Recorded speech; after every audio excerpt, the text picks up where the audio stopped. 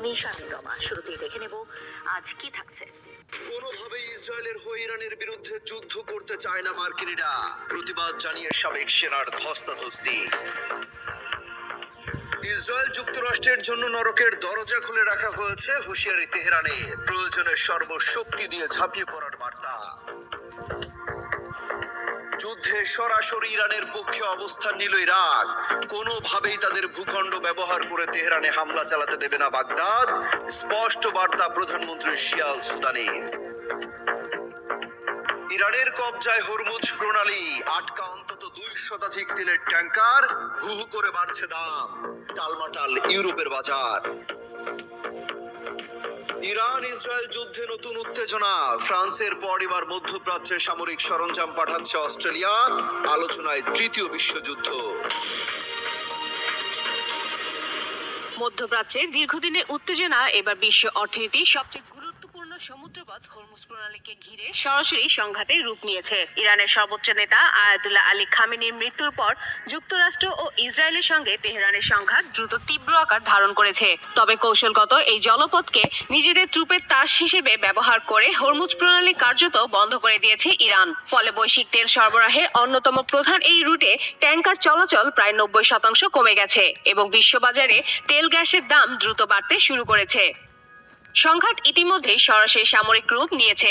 যুক্তরাষ্ট্র দাবি করেছে ভারত মহাসাগরে শ্রীলঙ্কা উপকূলে টর্পেডো হামলায় একটি ইরানি সাবমেরিন ডুবিয়ে দেওয়া হয়েছে।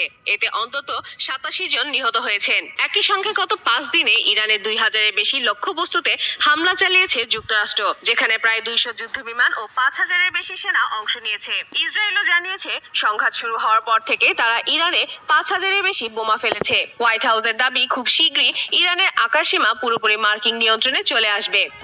যদিও এর পাল্টা জবাবে ইরানও একাধিক সামরিক হামলা চালিয়েছে। Islamic Revolutionary Guard Corps IRGC জানিয়েছে হরমুজ প্রণালীর উপর তাদের পূর্ণ নিয়ন্ত্রণ রয়েছে। প্রণালীতে একটি কার্গো জাহাজে ক্ষেপণাস্ত্র হামলা, একটি মার্কিন F-15 যুদ্ধবিমান ভূপাতিত করা এবং কাতারের আল উদেই বিমান ঘাঁটি, সৌদি আরবের CIA স্টেশন সহ মধ্যপ্রাচ্যে অন্তত 12টি দেশে মার্কিন সামরিক স্থাপনায় ড্রোন ও ক্ষেপণাস্ত্র হামলার দাবি করেছে তেহরান।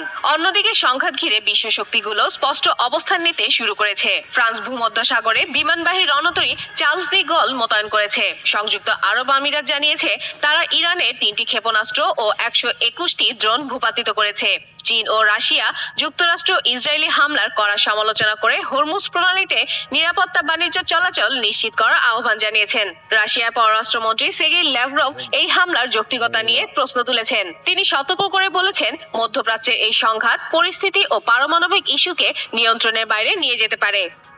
সংঘাতের উত্তাপ আরো বাড়িয়ে দিয়েছে যখন ইসরায়েল সরাসরি ইরানের নেতৃত্বকে লক্ষ্যবস্তু করে হুমকি আবার দিয়েছে। দেশটির প্রতিরক্ষা মন্ত্রী ইসরায়েল কাটস এক পোস্টে বলেছেন, ইরানের প্রয়াত সর্বোচ্চ নেতা আলী খামেনির উত্তরসূরি হিসেবে যিনি নির্বাচিত হবেন তাকেই হত্যা করা হবে। এই বক্তব্যের পর মধ্যপ্রাচ্যে চলমান সংঘাতকে আরো বিপজ্জনক মাত্রায় নিয়ে যাওয়ার আশঙ্কা তৈরি করেছে বলে মনে করছেন বিশ্লেষকরা। তাদের মতে নেতৃত্বকে সরাসরি টার্গেট করার এমন হুমকি শুধু ইরান ইসরায়েলের বিরোধ নয়, পুরো অঞ্চলে স্থিতিশীলতার উপর গভীর প্রভাব ফেলতে পারে। ফলে হরমুজ প্রণালী ঘিরে শুরু হওয়া এই সংঘাত এখন ক্রমেই বৃহত্তর আঞ্চলিক যুদ্ধের ঝুঁকি তৈরি করেছে, যার প্রভাব বিশ্ব রাজনীতি, জ্বালানি বাজার এবং আন্তর্জাতিক নিরাপত্তা ব্যবস্থায় দীর্ঘস্থায়ী অস্থিরতা ডেকে আনতে পারে।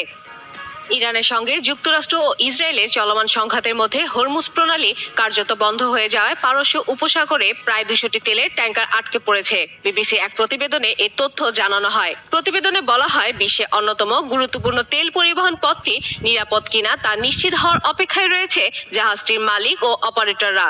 ইরানের Islamic Revolutionary Guard Corps IRGC জানিয়েছে তারা হরমুজ প্রণালী পূর্ণ নিয়ন্ত্রণে নিয়েছে। সাম্প্রতিক দিনগুলোতে ওই এলাকায় কয়েকটি জাহাজ, ড্রোন ও ক্ষেপণাস্ত্র হামলার লক্ষ্যবস্তু হয়েছে।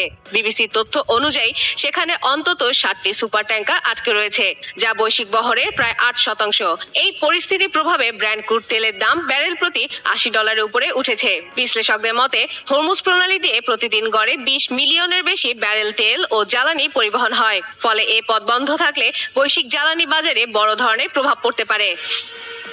মধ্যপ্রাচ্যে চলমান সংঘাতের তীব্রতা আরও বেড়েছে। যুক্তরাষ্ট্র ইসরায়েলের হামলায় ইরানে নিহতের সংখ্যা হাজার ছাড়িয়েছে। বাড়তে থাকা সংঘাতের মধ্যেই মধ্যপ্রাচ্যে সামরিক সরঞ্জাম পাঠানো হয়েছে বলে জানিয়েছেন অস্ট্রেলিয়ার প্রধানমন্ত্রী অ্যান্থনি অ্যালবানিজ। আন্তর্জাতিক বার্তা মাধ্যম আল জাজিরার প্রতিবেদনে এ তথ্য জানানো হয়। প্রধানমন্ত্রী বলেন, একটি জরুরি পরিকল্পনা বা কন্টিনজেন্সি প্ল্যানের অংশ হিসেবে চলতি সপ্তাহের শুরুর দিকেই মধ্যপ্রাচ্যে অস্ট্রেলীয় সামরিক সরঞ্জাম পাঠানো হয়েছে।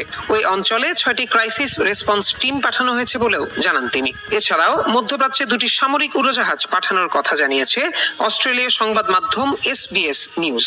এদিকে অস্ট্রেলিয়ার প্রধানমন্ত্রী অ্যান্থনি অ্যালবানিজের সঙ্গে ক্যানবেরায় যৌথ সংবাদ সম্মেলনে বক্তব্য দেওয়ার সময় কানাডার প্রধানমন্ত্রী মার্ক কার্নি বলেছেন, যুদ্ধে অংশ নেওয়ার সম্ভাবনা সম্পূর্ণভাবে নাকচ করা যাচ্ছে না। মধ্যপ্রাচ্যে চলমান উত্তেজনাপূর্ণ পরিস্থিতির প্রেক্ষাপটে সম্প্রতি ফ্রান্সও ওই অঞ্চলে রাফায়েল যুদ্ধ বিমান, অ্যান্টি এয়ার সিস্টেম এবং এয়ার রাডার মোতায়েন করেছে। ওয়াশিংটনের ক্যাপিটাল হিলে দিনভর তর্ক বিতর্ক, উত্তেজনা ও রাজনৈতিক বাকবিতণ্ডার মধ্যেই স্পষ্ট হয়ে উঠেছে মার্কিন সিনেটের অবস্থান। মধ্যপ্রাচ্যে উত্তেজনা যখন দ্রুত বাড়ছে, তখনই প্রেসিডেন্ট ডোনাল্ড ট্রাম্পের ইরান নীতিকে ঘিরে যুক্তরাষ্ট্রের আইনসভায় তীব্র মতবিরোধ দেখা দেয়। অনেক আইন প্রণেতারা প্রশ্ন তোলেন, কংগ্রেসের অনুমোদন ছাড়া প্রেসিডেন্ট কি এভাবে যুদ্ধের সিদ্ধান্ত নিতে পারেন? কিন্তু শেষ পর্যন্ত সংখ্যাগরিষ্ঠতা যায় ট্রাম্পের পক্ষেই। বার্তা সংস্থা রয়টার্সের তথ্য অনুযায়ী স্থানীয় সময় বুধবার সিনেটে অনুষ্ঠিত এক প্রক্রিয়াগত ভোটে ট্রাম্পের পক্ষে রায় দেয় 52 জন সিনেটর, বিরোধিতা করেন 47 জন। প্রস্তাবটি তুলেছিলেন ডেমোক্র্যাট সিনেটর টিম কেইন এবং রিপাবলিকান সিনেটর র্যান্ড পল। তাদের দাবি ছিল, ইরানের বিরুদ্ধে সামরিক অভিযান শুরু করে ট্রাম্প সাংবিধানিকগত ক্ষমতার সীমা অতিক্রম করেছেন। মার্কিন সংবিধান অনুযায়ী যুদ্ধ ঘোষণার ক্ষমতা কংগ্রেসের হাতে। তবে রিপাবলিকানদের বড় অংশ প্রেসিডেন্টের পদক্ষেপকে সমর্থন করায় ইরানের বিরুদ্ধে চলমান সামরিক অভিযান সীমিত করার উদ্যোগটি কার্যত থেমে যায়। এদিকে মার্কিন প্রতিনিধি পরিষদও একই ধরনের আরেকটি প্রস্তাবের ওপর ভোট হওয়ার কথা রয়েছে, তবে সেটি পাশ হওয়ার সম্ভাবনাও খুব কম বলেও মনে করা হচ্ছে। حلوة أكل لذيذ وضحك ما يخلص.